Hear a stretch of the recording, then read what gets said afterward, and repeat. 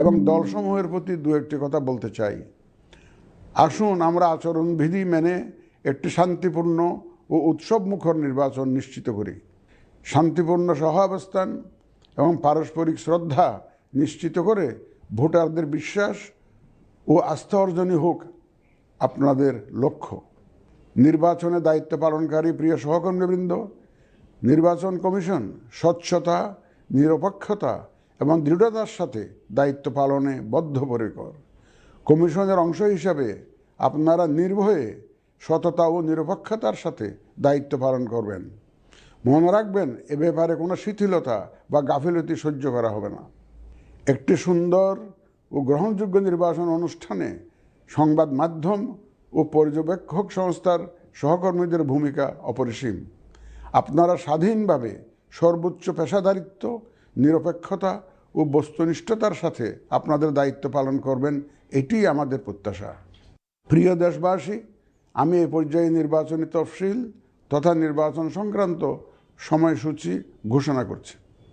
আগামী 2026 সালের ফেব্রুয়ারি মাসের 12 তারিখ রোজ বৃহস্পতিবার 300 আসনে ত্রয়োদশ জাতীয় সংসদ সাধারণ নির্বাচন এবং একই সাথে জুলাই জাতীয় সনদ সংবিধান সংস্কার বাস্তবায়ন আদেশ 2025-এর উপর গণভোট অনুষ্ঠিত হবে। ত্রয়োদশ জাতীয় সংসদ নির্বাচনের জন্য মনোনয়নপত্র দাখিলের শেষ তারিখ আগামী 29 ডিসেম্বর 2025 রোজ সোমবার। মনোনয়নপত্র বাছাই হবে আগামী 30 ডিসেম্বর 2025 রোজ মঙ্গলবার হতে 4 জানুয়ারি 2026 রোজ রবিবার পর্যন্ত। রিটার্নিং অফিসারের আদেশের বিরুদ্ধে কমিশনে আপিল দায়েরের শেষ তারিখ 11 জানুয়ারি 2026 রোজ রবিবার। কমিশনে দায়েরকৃত আপিল নিষ্পত্তির তারিখ 12 জানুয়ারি 2026 রোজ সোমবার থেকে 18 জানুয়ারি 2026 রোজ রবিবার পর্যন্ত। প্রার্থিতা প্রত্যাহারের শেষ তারিখ 20 জানুয়ারি 2026 রোজ মঙ্গলবার। রিটার্নিং অফিসার কর্তৃক চূড়ান্ত প্রার্থী তালিকা প্রকাশ ও প্রতীক বরাদ্দ 21 জানুয়ারি 2026 তারিখ রোজ বুধবার।